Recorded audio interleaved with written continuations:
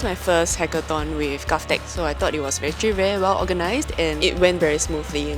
We had a problem whereby a lot of our residents didn't know about one service, and this was especially true for our seniors. What Kakido does is that it allows our residents to speak in their preferred mother tongue and to actually provide speech inputs so that they can actually seek help for their municipal issues. I have to thank the team for all their hard work. It was a very grueling process over the past 5 weeks.